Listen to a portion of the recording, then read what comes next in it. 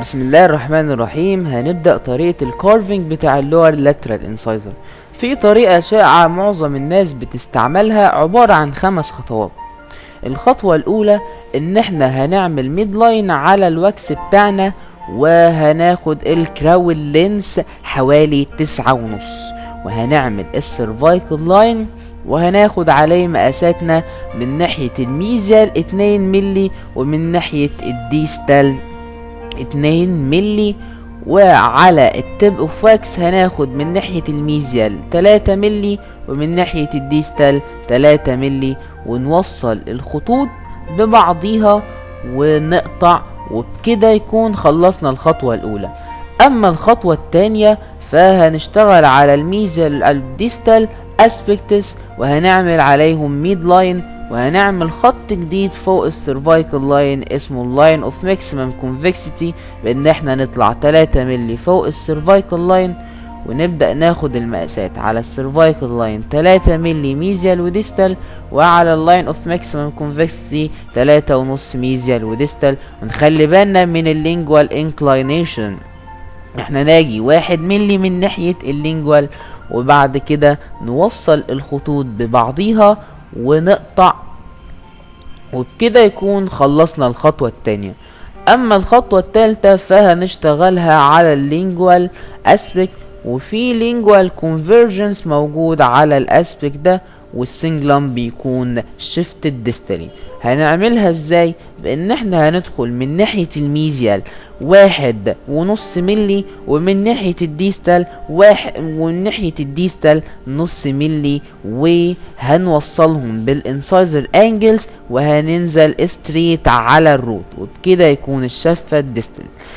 وهنعمل الانسايزر سلوبينج بيكون ديستالي، فهننزل من ناحية الديستال 1 ملي ونوصله بالميزيال انجل، ونعمل اللينجوال فصة زي ما احنا شايفين. اما الخطوة الرابعة فبتكون على الليبيال اسبك، والسنة اللور لاترال انسايزر بتكون تويستد، تويستد ديستالي، فهنعمل ميد لاين خفيف على الليبيال اسبك، وهنبدأ ناكل لير من ناحية الديستال، وبكده السنة تكون تويستد ديستو لينجوال. اما الخطوة الخامسة فبتكون السيرفايكل لاين من ناحية الميزيال هنطلع 3 ملي ونرسم سات فيس، ومن ناحية الديستال هنطلع ملي ونص ونرسم سات فيس مرة تانية. اما على الليبيال واللينجوال اسبك فهنرسم سمايلي فيس. وبكده يكون خلصنا السكريبت بتاع الكارفينج للور لاترال انسايزر، وهنشوف الفيديو بتاعها في بارت 3.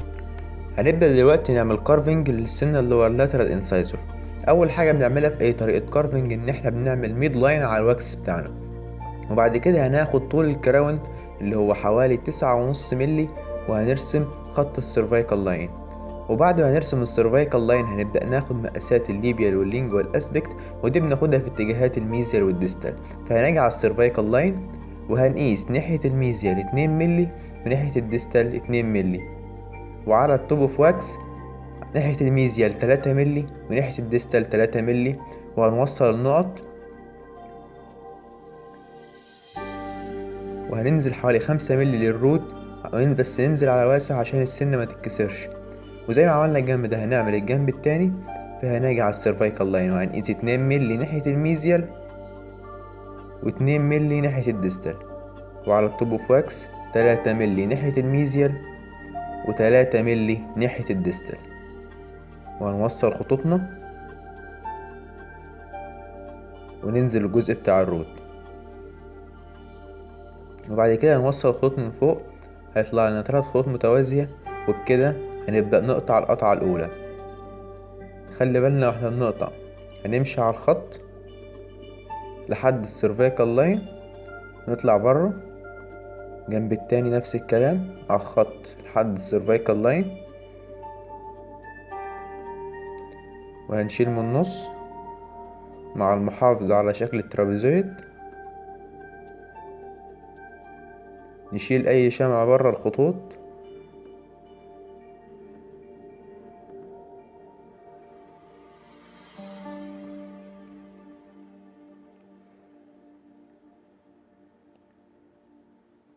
نشيل اي زيادات.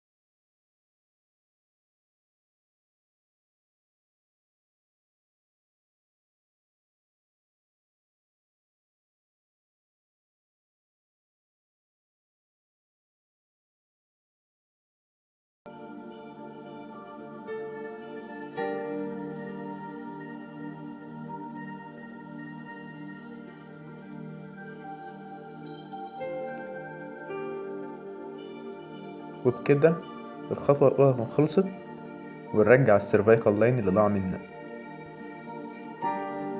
هنبدأ دلوقتي نعمل الخطوة التانية. بنبدأ إن احنا نعمل ميد لاين عشان ناخد مقاسات الميزيال والديستال اسبكت، ودي بناخدها ناحية الليبيال واللينجوال اسبكت.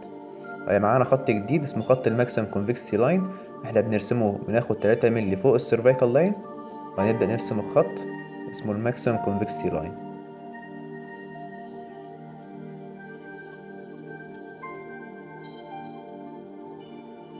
هنبدأ ناخد مقاساتنا.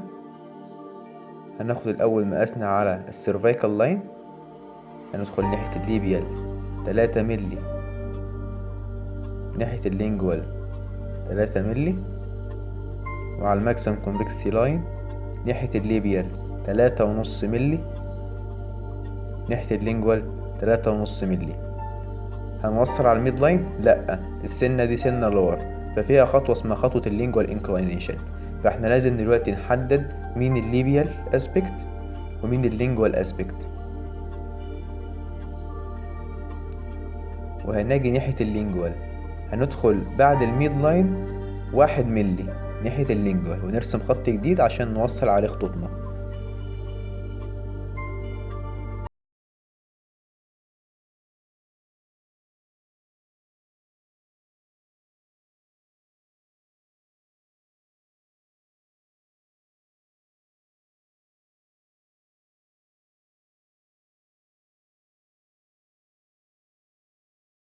عملنا الجنب ده، هنعمل الجنب التاني. هناخد مقاساتنا على السيرفايكال لاين 3 و3، على الماكسيم كونفكسي 3.5 3.5، ونوصل بالخط الجديد بتاع اللينجوال انكلاينيشن اللي احنا راسمينه.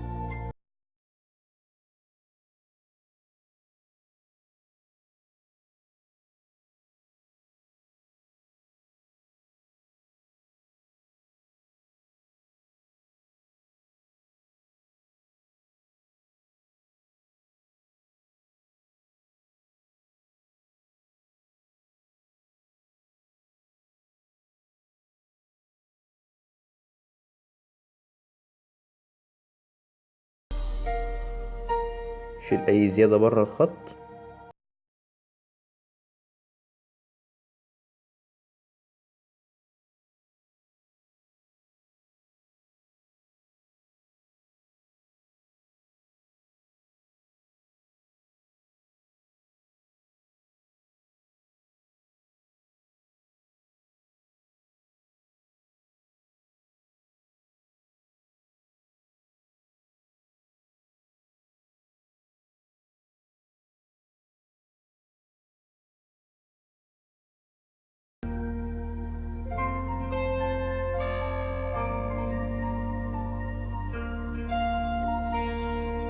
نبدأ نقطع تاني خط معانا اللي هو المثلث الصغير، هنيجي على الماكسيم كونفكسي وننزل على الخط لحد السيرفايكال لاين،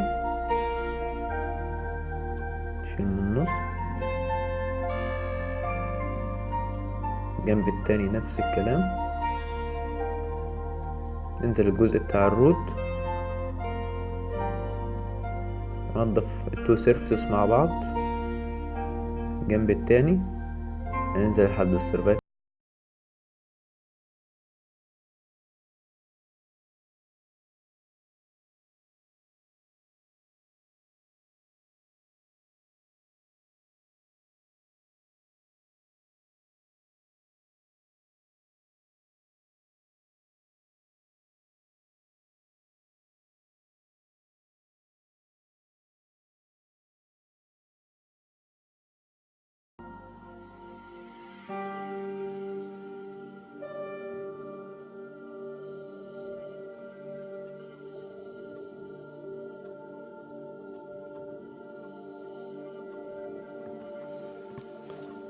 وبكده القطعة التانية تكون خلصت. هنبدأ دلوقتي نعمل خطوة اللينجوال كونفرجنس اللي موجودة في كل الأسنان اللور، بس السنة بتاعنا دي حالة شاذة إن السنجلم واللينجوال فوس شيفت الديستالي، فهناجي من ناحية الميزيال على الماكسيمم كونفكسي لاين وهنقيس 1.5 ملي، وهنوصلها بالميزيال الميزيو انسايزال انجل، وننزل عمودي لحد الروت، ومن ناحية الديستال هناخد نص ملي بس، ونوصلها بالديستو انسايزال انجل، وننزل موازي لحد الروت، وهنبدأ نقطع خطوة اللينجوال كونفرجنس. هنشيل لحد الميد لاين، بس خلي بالك من الانجل عشان الترابيزويد ما يبوش لحد الميد لاين.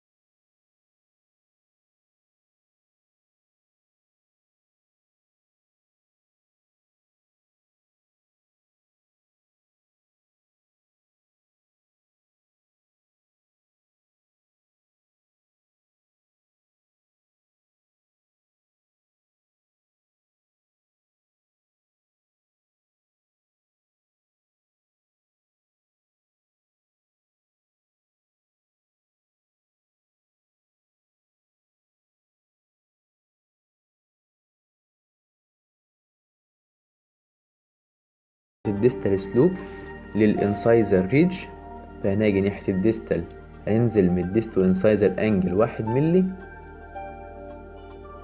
وهنشيل المثلث الصغير ده هنوصله بالفيزيو انسايزر انجل، ونشيل المثلث الصغير، وبكده يبقى الانسايزر ريدج سلوبد ناحية الديستال. هنبدأ بقى نعمل خطوة التويستنج. السنة اللي ورا اللاترال تبقى ديستو لينجوال تويستد، هنرسم ميد لاين على الليبيال اسبكت، وهنبدأ نشيل من ناحية الديستال layer by layer،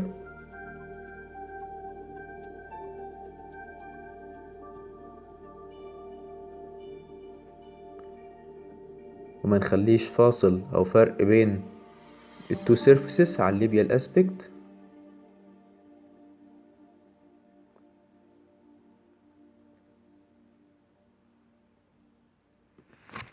خلي السيرفيس يبقى حاجة واحدة مفيش فاصل.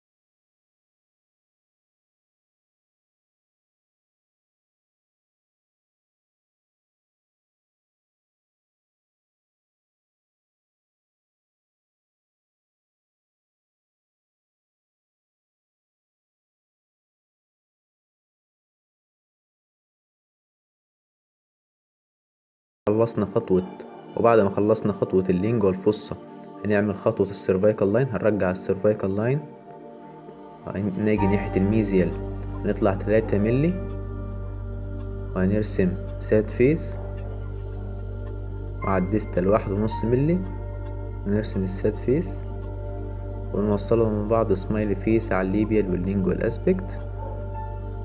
ونبدأ نمشي على الخط وناخد لير على حساب الروت